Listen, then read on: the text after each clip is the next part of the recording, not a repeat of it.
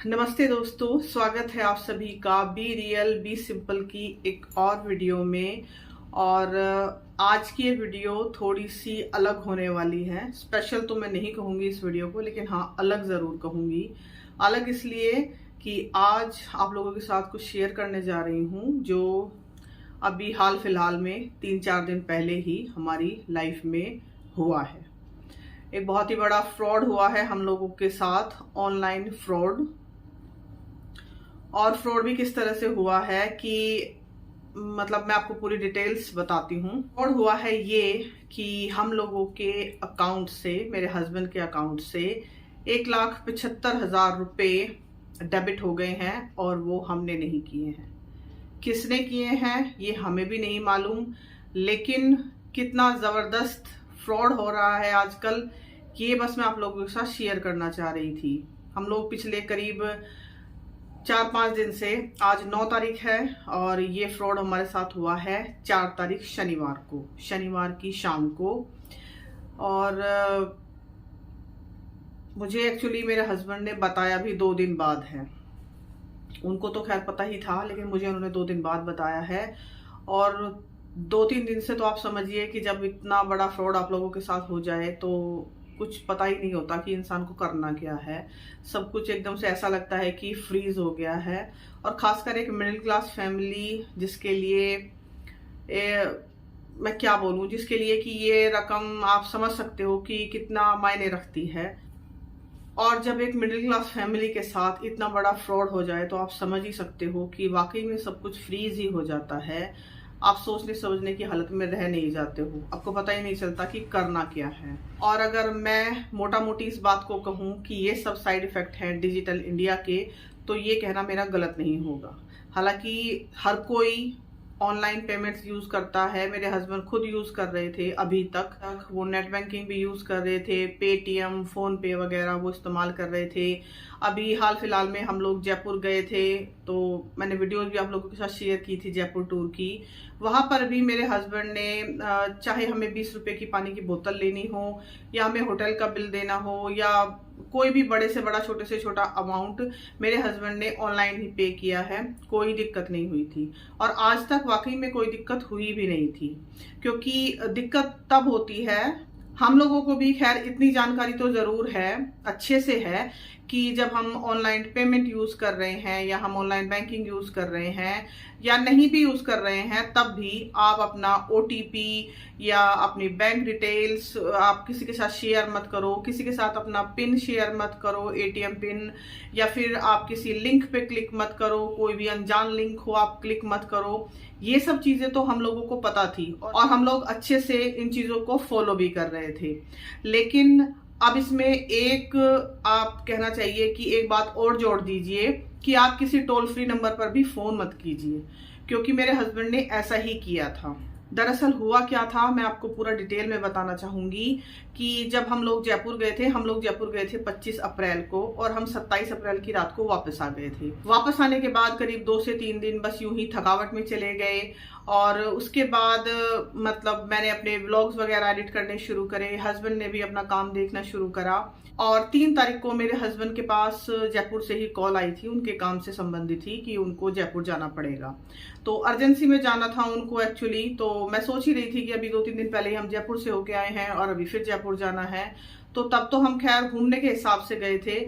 लेकिन तब दूसरी बार जब मेरे हस्बैंड गए हैं तो उनको अपने काम के हिसाब से जाना था। जो भी उनका काम होता है वो उसके लिए गए थे, वहीं से उनके पास कॉल आई थी। तो वो चले गए थे और गए किस तरह से थे, वो गए थे शताब्दी एक्सप्रेस से।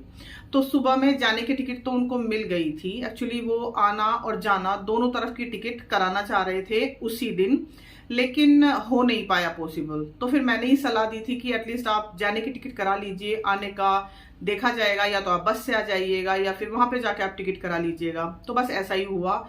सुबह 4 बजे वो घर से निकले थे क्योंकि उनकी 6 बजे की ट्रेन थी। और उनके जाने के बाद जैसे कि मतलब वो निकले हैं 4 बजे, तो मैं भी उठ गई थी। तो बस थोड़ा बहुत जो भी अपने घर का काम होता है करने के बाद मैंने एक शॉपिंग वीडियो शूट की थी, और हो सकता है वो वीडियो आप लोगों को मिल भी गई हो। तो वो वीडियो मैंने उसी दिन शूट की थी। उसके बाद से मैंने अभी तक, जब मैं ये वीडियो शूट कर रही हूँ आप लोगों के साथ, 9 तारीख है आज, पता नहीं पोस्ट तो मैं इसको कब कर पाऊंगी। आज 9 मई है, तो अब अभी तक मैंने कोई भी वीडियो शूट नहीं की है, क्योंकि मुझे पहले तो बात ज़रूरत नहीं लगी, क्योंकि जयपुर के व्लॉग्स जा रहे थे, और दूसरी बात ये सब हुआ है तो इस बीच में दिमाग बिल्कुल भी, जिसको कहते हैं कि एक तरफ था ही नहीं। तो हुआ क्या था कि मेरे हस्बैंड जा चुके थे जयपुर, उनका काम भी हो चुका था जिस काम से वो गए थे, और शाम के करीब 4 बजे उन्होंने दोबारा से शताब्दी एक्सप्रेस चेक की। ऑनलाइन ही चेक किया जाता है सब कुछ आजकल, क्योंकि आपको पता है आजकल हर चीज का ऐप है, चाहे आप रेलवे का ले लो, बैंक का ले लो, स्कूल का ले लो, कॉलेज का ले लो, एक भी चीज ऐसी नहीं है कि जो आपको ऑनलाइन अवेलेबल नहीं है। तो बड़े आराम से वो ऑनलाइन टिकट करा रहे थे अपनी। तो शताब्दी के लिए उन्होंने टिकट देखी, उनको टिकट अवेलेबल नहीं मिली। तो उन्होंने सोचा कि बस में जाने से अच्छा है कि मैं कोई और ट्रेन देख लूं। तो पूजा एक्सप्रेस करके ट्रेन थी जयपुर से, तो उसके लिए उन्होंने अपनी टिकट बुक कराई थी, और वो ट्रेन थी एक्चुअली 4 साढ़े 4 बजे के आसपास की। तो 4 बजे उन्होंने टिकट बुक कराई थी और 4:30 बजे के आसपास की शायद वो ट्रेन थी। लेकिन जैसे ही वो स्टेशन पे आए हैं तो उनको आके पता लगा कि पूजा एक्सप्रेस 6 घंटे लेट हो चुकी है। तो 6 घंटे तक स्टेशन पे बैठने का कोई फायदा नहीं था, और तभी उसी टाइम पे अचानक से ही, आप इत्तेफाक कह सकते हैं इस बात को, कि उन्होंने शताब्दी एक्सप्रेस के लिए दोबारा से चेक किया कि टिकट अवेलेबल है या नहीं, और इत्तेफाक से उस टाइम करीब शाम के 4:30 बजे टिकट अवेलेबल थी। तो सिंपल है, कोई भी इंसान होगा कि उसको अगर एक 6 घंटे लेट की ट्रेन मिल रही है और एक ट्रेन अभी उसको मिल रही है 1 घंटे के अंदर, तो वो उसी ट्रेन से जाएगा। तो मेरे हस्बैंड ने भी यही किया कि उन्होंने शताब्दी ट्रेन की अपनी टिकट वापसी के लिए करा ली।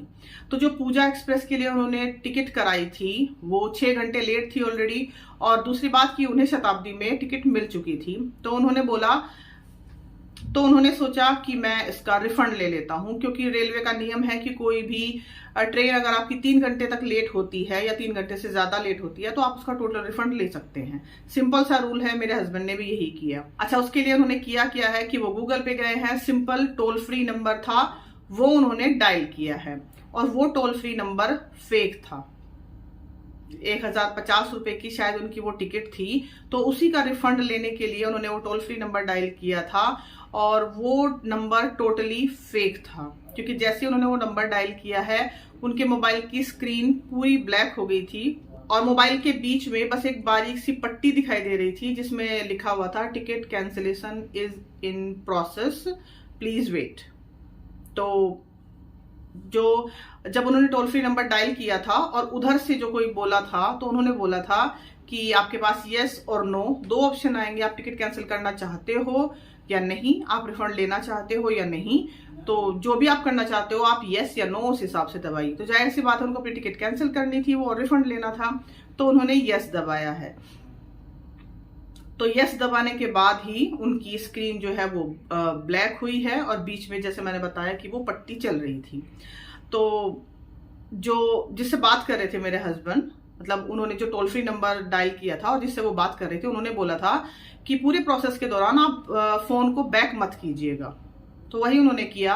तो मेरे हस्बैंड ने करीब 2 से 4 मिनट, वो बोल रहे हैं करीब 2 से 4 मिनट उनको लगे हैं कि उन्होंने वेट किया है। लेकिन अचानक से पता नहीं क्यों, शायद दिमाग में उनके डाउट आया, कुछ आया कि उनको लगा कि बहुत ज्यादा टाइम लग रहा है, इतना टाइम लगना नहीं चाहिए। तो उन्होंने अपना फोन बैक करने की कोशिश की, और जैसे उन्होंने बैक बटन प्रेस किया तो उधर से आवाज आई कि आप फोन बैक क्यों कर रहे हो, हमने मना किया है, आप फोन बैक नहीं कर सकते। अभी आपका जो रिफंड का प्रोसेस है वो मतलब प्रोसेसिंग में है, रिफंड का प्रोसेस चल रहा है, आप फोन बैक नहीं कर सकते। उस टाइम मेरे हस्बैंड को पूरा यकीन हो गया कि ये हैकर्स हैं और मेरा फोन हैक हो चुका है। तो वो बोल रहे थे कि बड़ी मुश्किल से मैंने अपना फोन स्विच ऑफ किया है। फोन ना तो बैक हो रहा था ना ही स्विच ऑफ हो रहा था, क्योंकि फोन टोटली हैक हो चुका था। और इसी करीब 5 मिनट के प्रोसेस में उन लोगों ने सारी जानकारी इकट्ठा कर ली, जिसकी हेल्प से उन्होंने मेरे हस्बैंड के अकाउंट से 1,75,000 रुपए निकाल लिए। उनके पास 2 अकाउंट है, एक उनका करंट अकाउंट है, एक उनका सेविंग अकाउंट है। तो दोनों में से ही एक अकाउंट से 90,000 और दूसरे अकाउंट से 85,000 रुपए उनके निकल चुके थे। तो आप सोच सकते हो कि कितनी हड़बड़ी हो जाएगी इंसान को, उसको होश ही नहीं रहेगा कुछ भी कि क्या हो गया तुम्हारे साथ। फोन उन्होंने स्विच ऑफ कर दिया, फोन वो स्विच ऑन नहीं कर सकते, जैसे ही स्विच ऑन करेंगे क्योंकि फोन उनका हैक हो चुका है। और आसपास से उन्होंने मदद मांगने की कोशिश की तो कोई खास मदद मिली नहीं। तो किसी ने खैर बड़ी मुश्किल से अपना फ़ोन दिया, तब उन्होंने शायद पीएनबी में फ़ोन किया था। पीएनबी पंजाब नेशनल बैंक में हमारा अकाउंट है, वहां पर उन्होंने उनके कस्टमर केयर नंबर पे फ़ोन किया और बस इतना कहा कि मेरे अकाउंट के साथ ये दिक्कत हो गई है, आप मेरा अकाउंट अभी डेबिट फ्रीज कर दीजिए। तो वो तो खैर प्रोसेस हो गया था तभी, और उसके बाद जैसे तैसे जो भी ट्रेन की टिकट उनकी हो पाई थी उसके साथ वो आए हैं दिल्ली तक, नई दिल्ली तक, और उसके बाद आकर उन्होंने साइबर क्राइम में अपनी रिपोर्ट भी दर्ज कराई है, FIR भी कराई है, और रात में करीब 1:30 से 2 बजे वो वापस आए थे। तो उस दौरान भी मुझे कुछ नहीं पता था कि क्या हुआ है। जैसे मैंने बताया कि उन्होंने मुझे 2 दिन बाद बताया है। फुल ऑन वो परेशानी में रहे। इस बीच हमारे घर में गेस्ट भी आए थे, मतलब किसी को कुछ भी नहीं पता था क्योंकि उन्होंने बताया ही नहीं था किसी को। तो ये सब हमारे साथ हुआ है, और इस बात को आप लोगों के साथ शेयर करने का मकसद सिर्फ इतना सा है कि ये जो फ्रॉड आए दिन ऑनलाइन लोगों के साथ हो रहे हैं, ये कोई नई बात नहीं रह गई है। ये कोई ऐसा केस नहीं है कि पहला और आखिरी मेरे साथ हुआ है, और ऐसा भी नहीं है कि साल 2 साल में कोई एक केस हो जाता हो। ये केस लगभग हर रोज हो रहे हैं, और अपने आसपास आप नजर घुमा के देखिए, आपको कोई ना कोई इस केस से संबंधित मिल ही जाएगा। कोई बताएगा कि हमारा इतना नुकसान हो गया, कोई कहता है कि इस तरह से हमारे पैसे चले गए, और तरह तरह के लोगों ने उपाय निकाले हुए हैं। कोई किसी तरह से फोन करता है, कोई किसी तरह से फोन करता है, कोई बोलता है कि आपका कोई पार्सल आया है वो कैंसिलेशन के प्रोसेस में है, आप OTP दे दीजिए। कोई कहता है कि आप लोगों की कोई लॉटरी लगी है और उसके लिए हमें जानकारी चाहिए। खैर ये सब हमें भी पता है कि फेक है। जैसे मैंने शुरुआत में ही बताया कि OTP हम किसी को नहीं देते, हम किसी लिंक पे क्लिक नहीं करते, हम ना ही अपनी बैंक डिटेल किसी से शेयर करते हैं, ना ही कभी पिन किसी के साथ शेयर किया है। लेकिन हमें नहीं पता था कि हम किसी टोल फ्री नंबर पर भी डायल नहीं कर सकते हैं। और तो और आप इसके आगे की भी कथा सुनते जाइए। मेरे हस्बैंड RBI की साइट पर जाके अपनी कंप्लेन रजिस्टर कराना चाह रहे थे। उनको भी वीडियो के थ्रू ही पता लगा था, उन्होंने फोन में देखा था किसी यूट्यूब वीडियो पे कि आप RBI की साइट पे अपनी कंप्लेन जरूर रजिस्टर कराएं।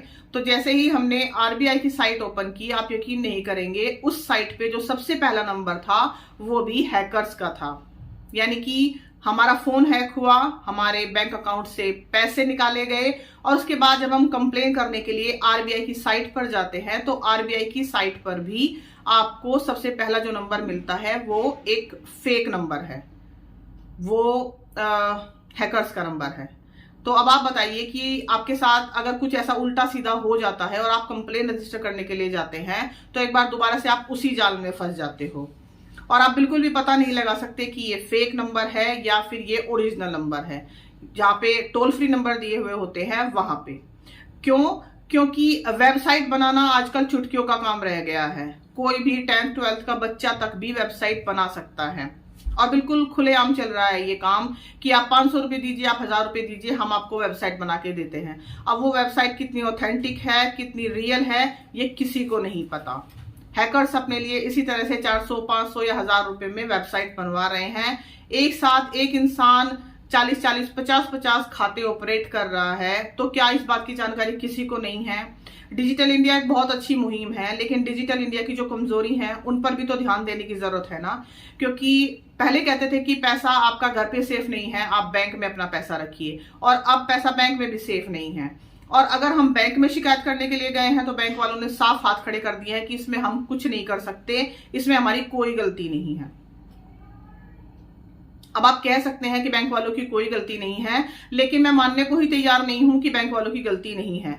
बैंक में अगर 50 आदमी काम करते हैं तो जरूरी नहीं है कि 50 के 50 आदमी गलत हैं, लेकिन 50 में से अगर कोई एक भी गलत है ना, तो आपके खाते की डिटेल्स, आपके क्रेडिट कार्ड की डिटेल्स हैकर्स तक पहुंच जाएगी बड़ी ही आसानी से, और बिना बैंक वालों के मिली भगत के ये सब पॉसिबल हो ही नहीं सकता। क्योंकि जैसा मैंने कहा कि हम लोगों के साथ तो 1,75,000 रुपए का फ्रॉड हुआ है, जो हमारे लिए एक बहुत बड़ी रकम है। मुझे पता है, मैं घर का खर्चा चलाती हूँ, मुझे पता है कि मेरे घर का 1 साल का खर्चा इस रकम से चलने वाला था। खैर वो तो जैसे भी होगा हम लोग मैनेज करेंगे, क्योंकि मुझे नहीं लगता कि हमारा पैसा वापस मिलेगा। किसी का भी नहीं मिलता है वापस, शायद हमारा भी नहीं मिलेगा। मिल जाए तो हमारी अच्छी किस्मत। लेकिन और लोगों के साथ करोड़ों के, लाखों के स्कैम हो रहे हैं। किसी का 20 लाख अकाउंट से गायब हो जा रहा है, किसी का 10 लाख अकाउंट से गायब हो जा रहा है, किसी के करोड़ों रुपए अकाउंट से गायब हो जा रहे हैं। तो ऐसा कैसे हो जाता है? बिना बैंक वालों की मिली भगत के ये कैसे हो सकता है? आप लोग जो भी मेरा ये वीडियो देखें, आज तक मैंने अपने चैनल पर बहुत सारी वीडियो शेयर की हैं, मैंने व्लॉग शेयर किए हैं, रेसिपी वीडियो शेयर की हैं। मैं आप लोगों से हाथ जोड़ के विनती करना चाहूंगी कि आप मेरी वीडियोस को देखें ना देखें, मेरे चैनल पर कोई और वीडियोस आप देखें ना देखें, आपको पसंद आए या ना आए, आप उस पर कॉमेंट ना करें, शेयर ना करें, चलेगा, अच्छी बात है, कोई बात नहीं, सबकी पसंद अलग अलग होती है। लेकिन ये पर्टिकुलर वीडियो प्लीज आप जितना हो सके शेयर कीजिएगा, जितना हो सके इस वीडियो के कमेंट बॉक्स में मुझे बताइएगा कि आप लोग भी किस किस तरह से परेशान हैं और इस परेशानी का क्या हल हम निकाल सकते हैं। क्योंकि जैसे आप लोगों को सबको पता है कि आजकल चुनाव का मौसम चल रहा है, तो चुनाव के दौरान एक एक इंसान कितना इंपॉर्टेंट होता है ये कोई जाके सरकार से पूछे कि जब एक एक वोट मायने रखता है। वोट तो एक एक इंसान का मायने रखता है, लेकिन जब एक इंसान परेशानी में आता है तो तब कह दिया जाता है कि ये आपकी अकेले की परेशानी नहीं है, आपके जैसे और भी हजारों लोग लाइन में हैं जो पहले से परेशान हैं। यानी कि जब वोट की बारी आती है तो एक एक इंसान इंपॉर्टेंट होता है, और जब परेशानी की बारी आती है तो उस इंसान को भीड़ में शामिल कर दिया जाता है। जैसे एक एक इंसान का वोट मायने रखता है, ऐसे ही एक एक इंसान की परेशानी भी मायने रखनी चाहिए। सरकार चाहे किसी भी पार्टी की हो देश में, लेकिन कम से कम इन मुद्दों पर तो बात होनी ही चाहिए। आप लोग कहोगे शायद कि ये तो बहुत छोटा सा मुद्दा है, देश में तो बहुत बड़े बड़े मुद्दे हैं बात करने के लिए। जी हाँ, देश में बहुत बड़े बड़े मुद्दे हैं बात करने के लिए और उन पर भी बात होनी चाहिए। लेकिन डिजिटल इंडिया जो एक मुहिम चलाई गई है, ये एक छोटा मोटा कार्यक्रम नहीं है, कोई भी एक छोटा मोटा कार्यक्रम नहीं है। आजकल आपको सबको पता है कि कोई इंसान ऐसा होगा कि जो अपने साथ कैश लेके चलता है, हर कोई ऑनलाइन पेमेंट करता है। तो वे ऑनलाइन पेमेंट सिक्योर होनी चाहिए। आप 10 रुपए की भी पेमेंट कर रहे हो, आप 10,000 की भी पेमेंट कर रहे हो, आप 10 लाख की भी पेमेंट कर रहे हो, तो क्या गारंटी है कि आपका जो बैंक खाता है वो सिक्योर है? आप पेमेंट कर रहे हो किसी को 10,000 रुपए की, आपको थोड़ी देर बाद पता लगे कि आपके बैंक अकाउंट से 2 लाख रुपए डेबिट हो चुके हैं, और वो पैसे आपने नहीं निकाले, वो पैसे हैकर्स ने निकाले हैं। मतलब बिल्कुल ये धंधा बना हुआ है और पूरी तरह से बना हुआ है। पुलिस को भी सारी बातों की जानकारी है, बैंक वालों को भी सारी बातों की जानकारी है, और हर एक इंसान इसमें मिला हुआ है।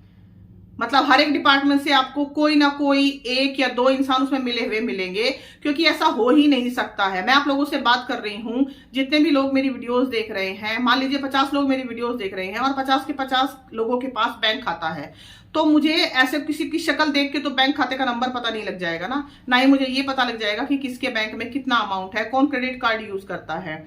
आप लोग अगर हो सके तो एक सीरीज है जामतारा करके, झारखंड में जगह पड़ती है, और ये हैकर्स का गढ़ है।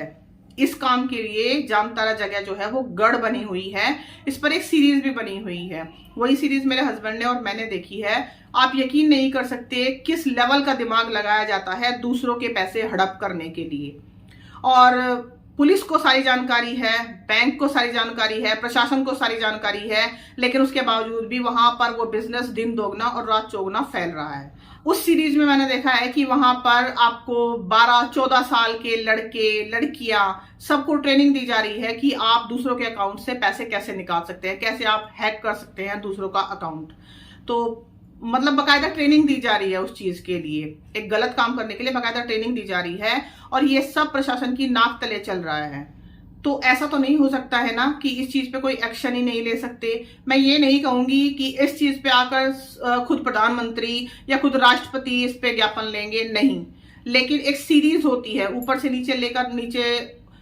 लेकर नीचे तक अधिकारियों की एक सीरीज होती है कि बैंक में जो सबसे बड़े अधिकारी हैं, फिर उनसे छोटे लेवल पर अधिकारी होती है, फिर उनसे छोटे लेवल पर अधिकारी होते हैं, सभी का काम बटा हुआ होता है, सभी को पता होता है कि हमें क्या करना है क्या नहीं करना है। लेकिन उसके बावजूद भी उस सीरीज में साफ साफ बताया गया है कि बैंक अधिकारी से हैकर ऐसे खातों की जानकारी मांगता है कि जिसमें 10 लाख से ऊपर कैश है और जो क्रेडिट कार्ड यूज करते हैं। तो बड़ी आसानी से बैंक अधिकारी उनको क्रेडिट कार्ड की डिटेल्स दे देते हैं, बैंक की डिटेल्स दे देते हैं, और उसके बाद फिर जो वो करते हैं वो तो खैर सबको पता ही है।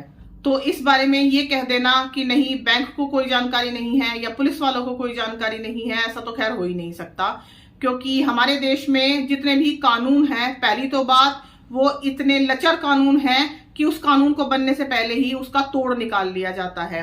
ये तो खैर ऑनलाइन फ्रॉड है, ये तो पैसे का मामला है, यहाँ तो पूरा का पूरा इंसान खत्म हो जाता है। उसके बावजूद भी कानून में इस तरह के तोड़ है कि जो मर गया है उसी को साबित करना पड़ता है कि सामने वाले ने तुम्हें मारा है। आए दिन रोज का काम है कि किसी के ऊपर तेजाब फेंका जा रहा है, किसी का बलात्कार किया जा रहा है, और बड़े से बड़े कांड हो जाते हैं, खूब बड़े से बड़े कांड हो जाते हैं, चाहे छोटी बच्चियों के साथ हो चाहे बड़ी औरतों के साथ हो, खूब बड़े से बड़े कांड भी हो जाते हैं। लेकिन आज तक भी कोई सख्त कानून ऐसा है ही नहीं कि जब वो कानून लागू किया जाए तो इंसान उस काम को करने से पहले 2 बार सोचे। ये ऑनलाइन फ्रॉड बड़ी ही आसानी से लोग कर लेते हैं, क्योंकि इसमें किसी को ऐसी कोई सजा ही नहीं मिलती है, और सजा मिल भी जाए तो पैसा तो किसी का मिलेगा ही मिलेगा नहीं। आप ऐसा क्यों नहीं करते हैं कि अगर आपको पता चल रहा है कि ऑनलाइन फ्रॉड इस इंसान ने किया है तो उसकी संपत्ति क्यों नहीं जब्त की जाती है, उसकी संपत्ति से उन लोगों का पैसा क्यों नहीं वापस किया जाता है जिन लोगों ने मेहनत करके अपना पैसा बैंक के हवाले किया था कि हाँ हमारा पैसा बैंक में सुरक्षित रहेगा।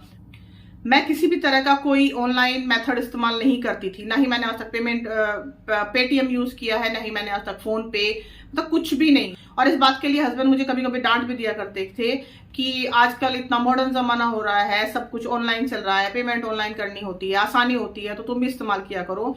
लेकिन मुझे पता नहीं क्यों अंदर ही अंदर ये डाउट रहता था कि नहीं, मैं ये नहीं कर सकती, कहीं ना कहीं कुछ ना कुछ दिक्कत हो जाएगी। मैं हमेशा अपना कैश कैरी करती थी अपने साथ, बहुत ज्यादा नहीं लेकिन जितनी मुझे जरूरत है मुझे उतना कैश अपने साथ रखने की आदत थी कि कहीं भी ऐसा हो सकता है कि कहीं नेट नहीं चल रहा हो या कुछ और दिक्कत आ जाए तो आप कम से कम उस कैश को इस्तेमाल कर सको। तो खैर सारी चीजों का तोड़ मुझे नहीं पता क्या है, लेकिन मैं बस ये बताना चाहती हूँ कि हम लोगों के साथ ये फ्रॉड हुआ है, और जिस दिन से ये फ्रॉड हुआ है 4 मई से अभी तक 9 तारीख है आज, मैं जब ये वीडियो शूट कर रही हूँ, जल्दी ही मैं कोशिश करूंगी कि इस वीडियो को आप लोगों तक पहुंचा दूं ताकि आप लोगों को भी थोड़ी बहुत जानकारी मिले, आप लोग थोड़े बहुत अलर्ट हो सकें। क्योंकि अलर्ट तो जैसे मैंने कहा कि हम सब हैं, हम सब लोग ओटीपी के बारे में अलर्ट हैं, हम लोग इस बारे में अलर्ट हैं कि हमें किसी अनजान लिंक पे क्लिक नहीं करना है, बैंक डिटेल शेयर नहीं करनी है।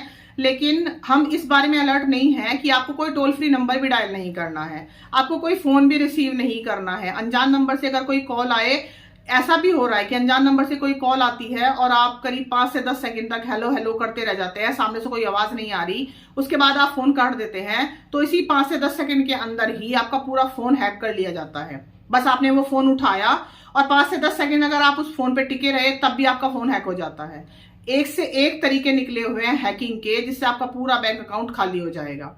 तो अब मुझे नहीं पता कि घर में पैसे रखो तो सेफ नहीं है, बैंक में पैसे रखो तो सेफ नहीं है। अब आम इंसान जाए तो जाए कहां? और 1,75,000 रुपए का जो हमारा नुकसान हुआ है, हम लोगों के लिए नुकसान बहुत बड़ा है, बहुत मुश्किल है इसको झेलना, लेकिन फिर भी हम लोग झेल रहे हैं क्योंकि हम कर कुछ नहीं सकते। बस हम इतना है कि जब भी 5 साल में एक बार चुनाव आएंगे तो बस हम वोट दे सकते हैं, और हम उन वोट देने वालों से इतनी भी शिकायत नहीं कर सकते, ना ही इतना पूछ सकते हैं कि हम लोगों के साथ अगर ऐसा हुआ है तो क्यों हुआ है और इसका आप क्या हमें हल निकाल के देंगे।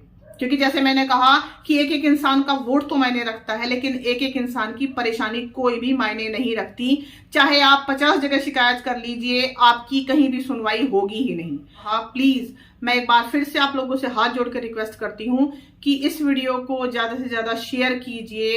इस वीडियो पे मुझे कमेंट करके बताइए कि आप लोग किस परेशानी में हैं और आप लोग भी मेरी बातों से सहमत हैं या नहीं।